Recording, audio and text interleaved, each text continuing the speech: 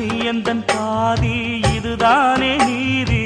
உன்னை விட்டு போக முடியாதம்மா. மறைந்தாலும் நான் மறு ஜென்மமே என்றும் தேடி வரும் சொந்தம் இது கண்மணி. அதை தள்ளிவிட நியாயம் என்ன கண்மணி. இது நீ இருக்கும்,